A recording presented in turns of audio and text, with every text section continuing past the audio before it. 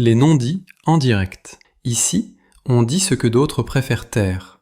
Sans hystérie, sans fioriture. On décortique les déclarations clés, les faits et leurs conséquences, clairement, point par point, pour comprendre ce qui se passe et où ça mène.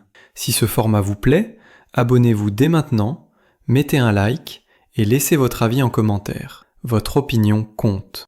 Bonjour à tous, le juge Andrew Napolitano, ici pour Judging Freedom. Aujourd'hui, nous sommes le mercredi 18 février 2026. Le professeur Jeffrey Sachs se joint à nous maintenant. Professeur Sachs, merci beaucoup.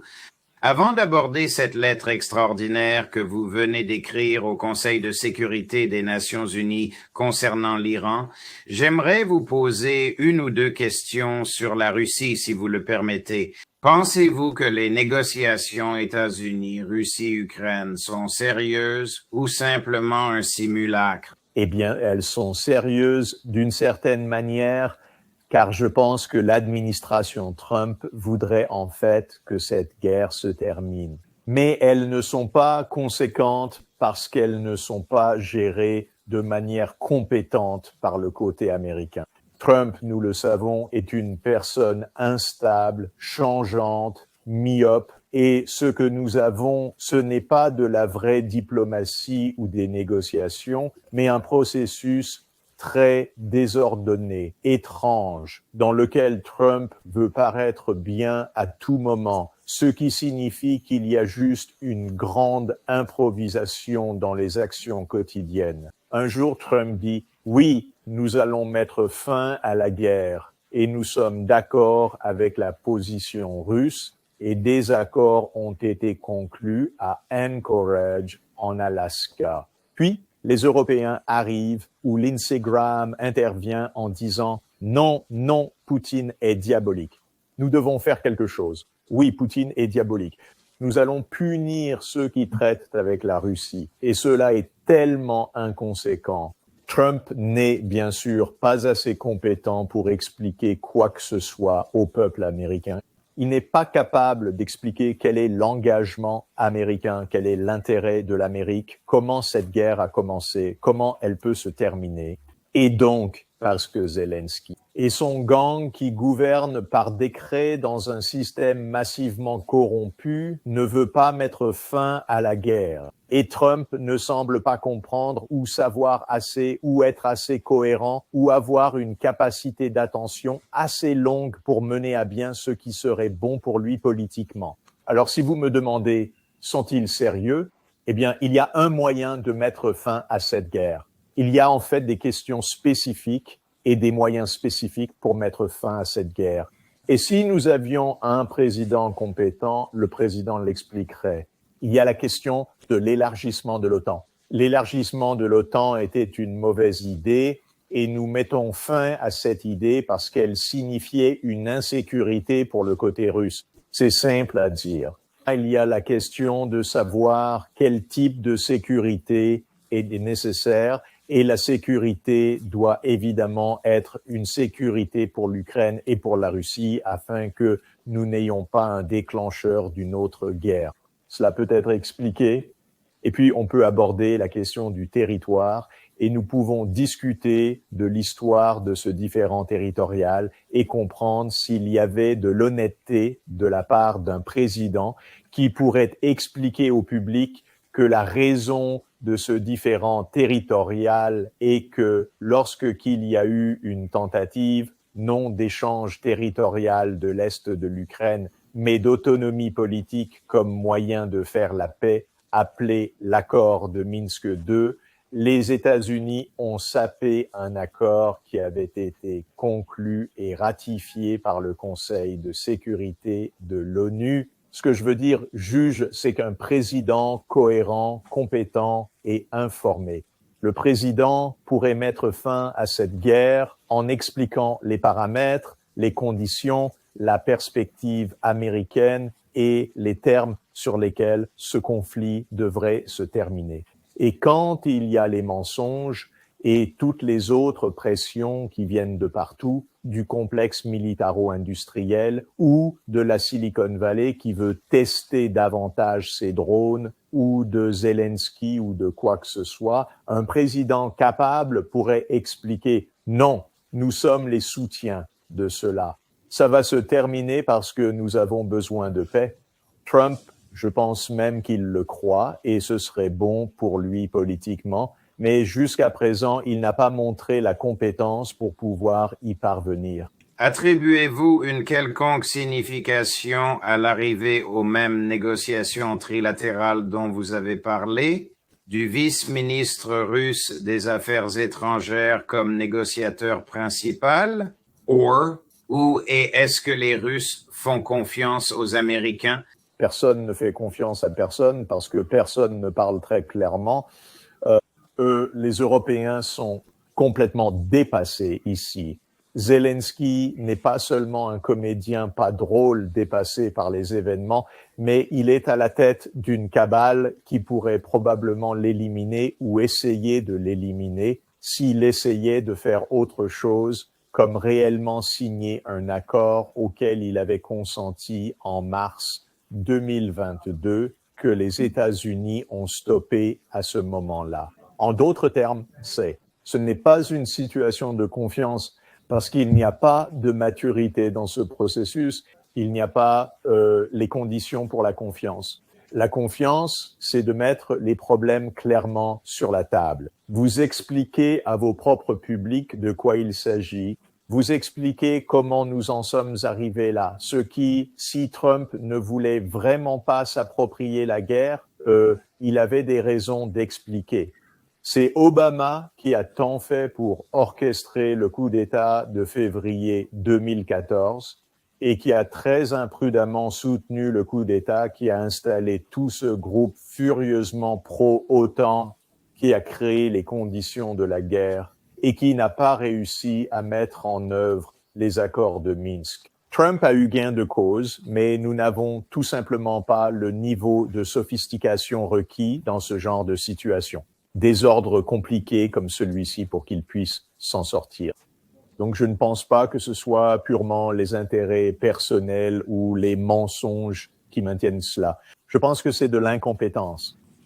Les États-Unis respectent-ils la charte de l'ONU qu'ils ont rédigée? Bien sûr que non, pas du tout. En fait, Monsieur Stephen Miller, qu'on appelle le cerveau de la Maison-Blanche, selon une définition bizarre, dit ouvertement que ce sont des futilités. Cela n'a pas d'importance. La charte de l'ONU ne signifie rien. C'est seulement le pouvoir qui compte. C'est le langage du fascisme.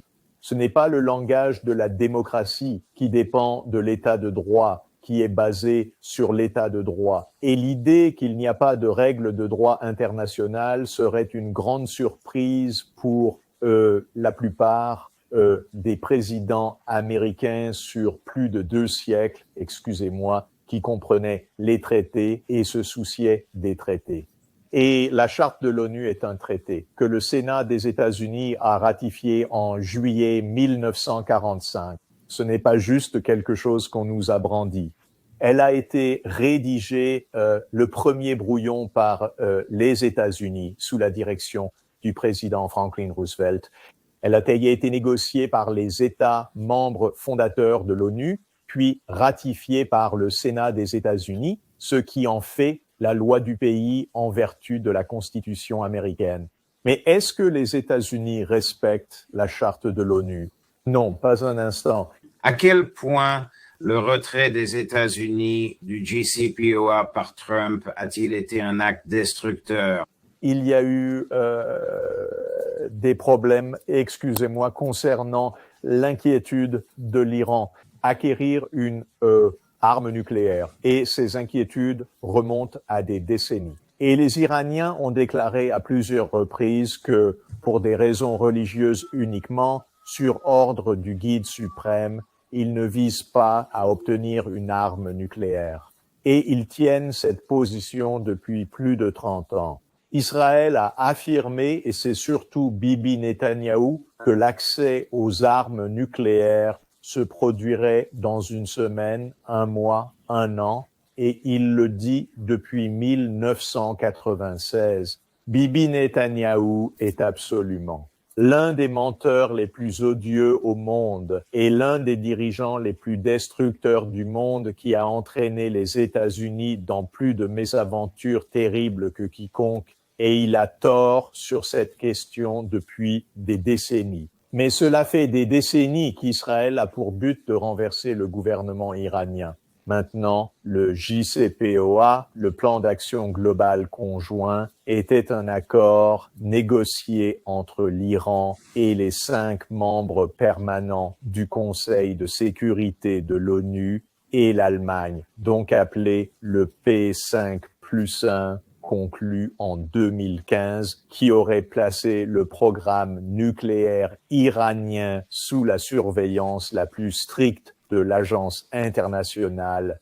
de l'énergie atomique et du traité sur la non-prolifération des armes nucléaires. Et il a été ratifié quelques jours après la signature par le P5+1 à l'unanimité par le Conseil de sécurité de l'ONU. En d'autres termes, l'Iran a négocié, les négociations ont abouti, un accord a été conclu. L'Agence internationale de l'énergie atomique surveillait cela, et puis Trump l'a déchiré. C'est l'histoire de base. C'est l'histoire de tant de nos problèmes dans le monde. Les États-Unis ne peuvent pas accepter un oui pour réponse. Les États-Unis n'ont pas pu accepter un oui pour réponse après 1991 avec la Russie. Ils ont exigé la soumission de la Russie, ont renversé des gouvernements dans le voisinage de la Russie, ont tenté l'expansion de l'OTAN contrairement aux promesses, et les États-Unis n'ont pas pu accepter un oui pour réponse concernant l'Iran. Pourquoi cela? Eh bien, la principale raison, c'est le lobby sioniste. En d'autres termes, Israël a dit non, ne négociez pas, n'ayez pas de diplomatie avec l'Iran. Nous voulons renverser le gouvernement iranien. Et Trump, soutenu financièrement par ce lobby, a déchiré le JCPOA en 2018. Et les États-Unis se plaignent tout le temps, les Iraniens ne négocient pas. Les Iraniens ne négocient pas. Les États-Unis ne négocient pas honnêtement. Quand ils réussissent à négocier un accord, ils renient ensuite leur propre accord, que ce soit l'absence d'élargissement de l'OTAN, que ce soit le traité sur les missiles antibalistiques, que ce soit un accord conclu le 21 février 2014 avec Yanukovych, selon lequel il resterait au pouvoir et que sur cette base, il y aurait des élections en Ukraine en 2015 et puis Obama a renié cela dès le lendemain. Donc, le problème n'est pas l'Iran qui négocie.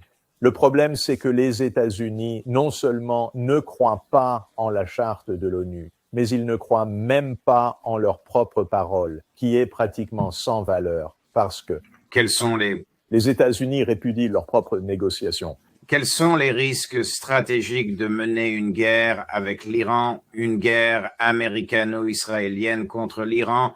Eh bien, l'un est un Armageddon nucléaire. C'est simple. Si l'Iran voulait se précipiter pour obtenir des armes nucléaires, il pourrait probablement le faire. C'est un point de départ. Il n'a pas voulu le faire. Mais si c'était une question existentielle, danger d'être écrasé par les États-Unis et Israël, qui sait ce qu'il ferait? Ou il pourrait obtenir une bombe ailleurs. Parce qu'elles ne sont pas en pénurie d'ailleurs. Et donc, le point entier est, c'est incroyable que Trump pense qu'il peut dire que l'Iran n'est pas sérieux à propos de la négociation, alors qu'il a déchiré l'accord. Et puis l'année dernière, quand il négociait, et Monsieur Witkoff et d'autres ont dit, oui, nous progressons. Puis les États-Unis ont bombardé et Israël a bombardé l'Iran 2 jours avant ce qui devait être le 6e round de négociation. Alors, quelle est l'implication de cela? L'implication est que l'Iran, qui est un pays de près de 100 millions d'habitants avec des missiles hypersoniques et de l'uranium enrichi, tout peut arriver. Nous ne devrions pas jouer avec le suicide nucléaire mondial et nous devrions négocier, mais nous ne semblons pas capables d'avoir les manières adultes de véritables négociations. Voici le ministre des Affaires étrangères iranien, que je sais que vous connaissez mardi après le deuxième jour de leur conférence à Genève, appuyé sur 20. Tandis que les États-Unis et certains pays européens ferment les yeux sur les menaces posées par le régime israélien à la paix et à la sécurité internationale, y compris ses capacités en armes nucléaires, ils continuent à présenter le programme nucléaire pacifique de l'Iran comme une menace pour la paix et la sécurité internationale. Le régime israélien commet les crimes les plus atroces depuis 80 ans, en toute impunité, malheureusement.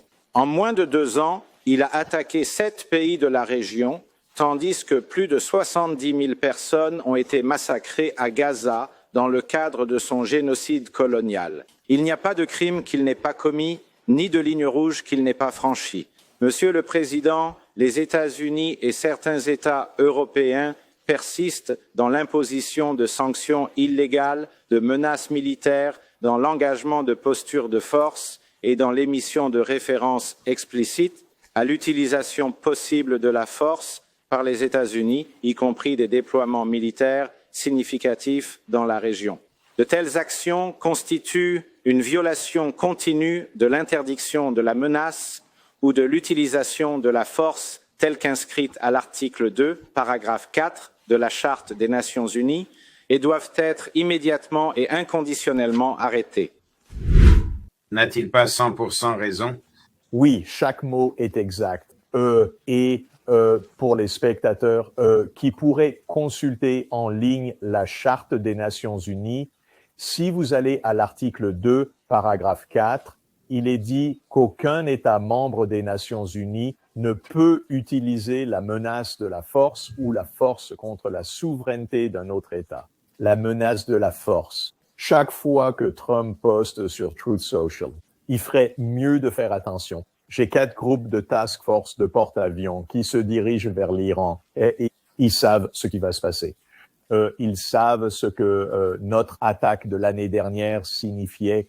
Ce sont des violations absolues, directes et grossières de la charte de l'ONU.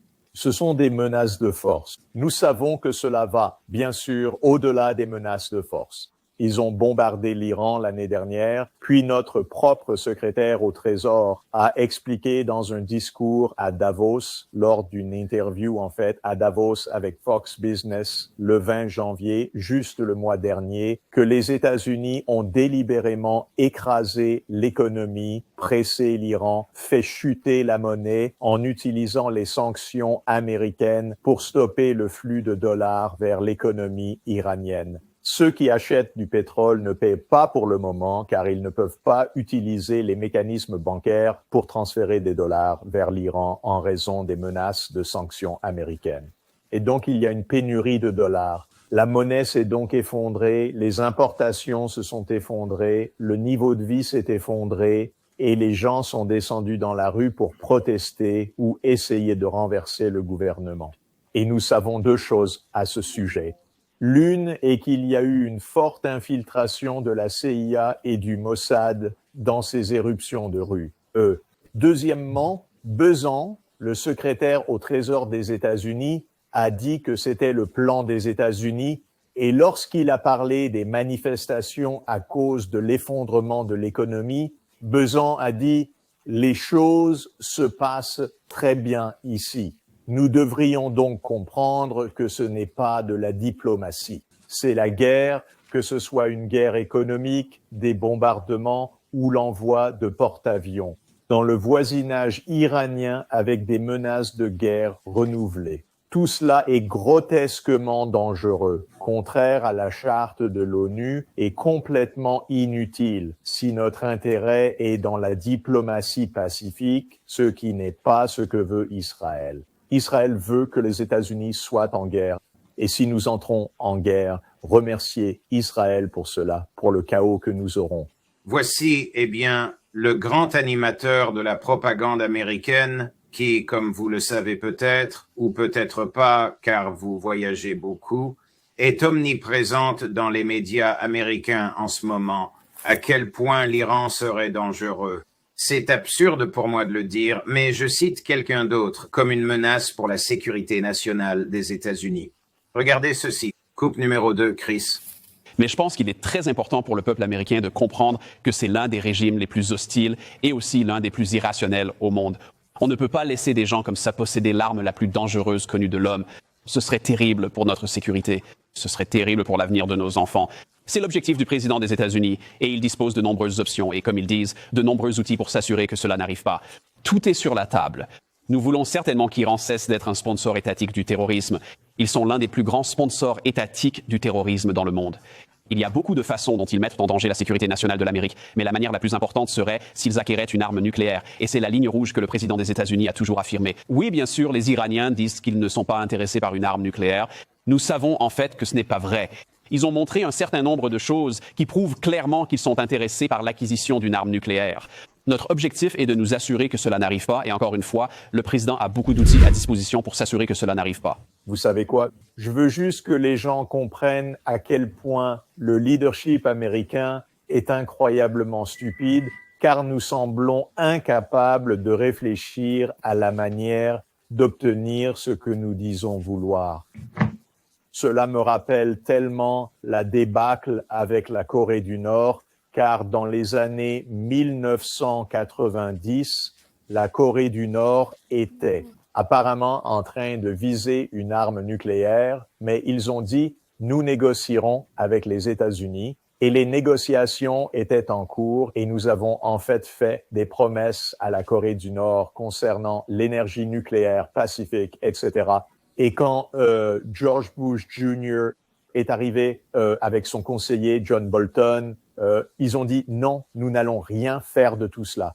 Vous ne pouvez pas leur faire confiance. Nous allons exercer une pression maximale. Bien sûr, le résultat a été complètement opposé à ce qu'ils voulaient. La Corée du Nord est devenue une puissance nucléaire significative et la diplomatie a été déchirée. Et ici, ces gens parlent de la ligne rouge, pas d'armes nucléaires. Oui, d'accord, vous aviez cela. C'est ce que le JCPOA était, c'est ce que l'Iran accepte chaque jour. Ce n'est pas une ligne rouge difficile à négocier. Ce n'est pas une ligne rouge difficile à négocier. Il faudrait une extrême incompétence, mais je ne l'exclus pas pour échouer à négocier cela. Le problème, c'est qu'il y a un groupe important dans le gouvernement américain et dans la direction israélienne qui ne veut pas de négociation. Ils veulent un changement de régime et ils veulent l'hégémonie militaire israélienne sur le Moyen-Orient. C'est différent. Vous voulez des négociations réussies avec la ligne rouge, ce n'est même pas difficile, car les Iraniens sont d'accord avec vous. D'accord. Que se passe-t-il s'il y a une négociation réussie, si les États-Unis et l'Iran sont d'accord et que Netanyahou n'est pas d'accord? Eh bien, voyez, si nous avions réellement une politique étrangère axée sur l'Amérique d'abord, c'est-à-dire pas entre les mains de Myriam Adelson et du lobby sioniste, si nous avions réellement cela, Netanyahou ne pourrait rien y faire.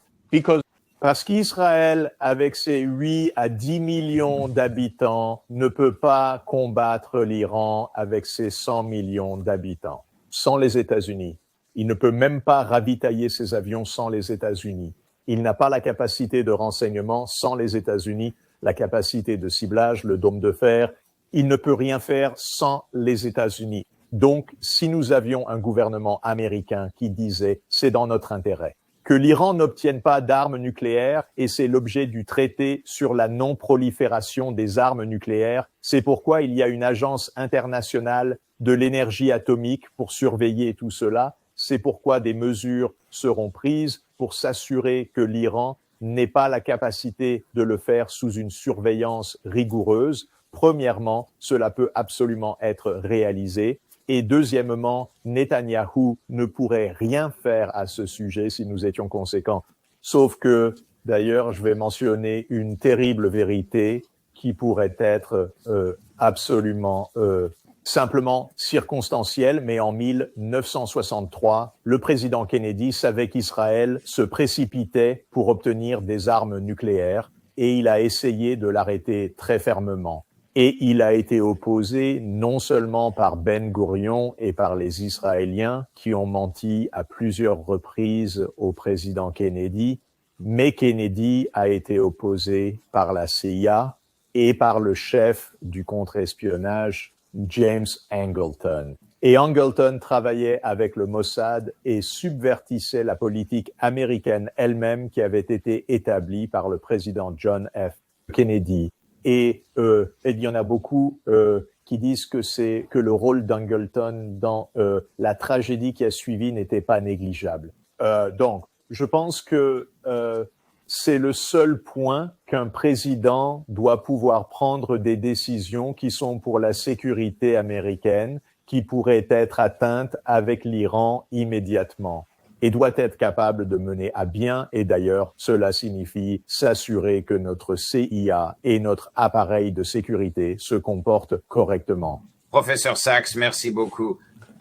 Je sais que vous venez d'arriver d'un long voyage et j'apprécie profondément votre temps et toutes vos analyses, mon cher ami. Nous sommes impatients de vous revoir la semaine prochaine. Super. À la semaine prochaine. Merci beaucoup. Merci. Au revoir. À venir à 15h, si vous nous regardez en direct, dans 25 minutes, le grand Phil Giral Justin Napolitano pour juger.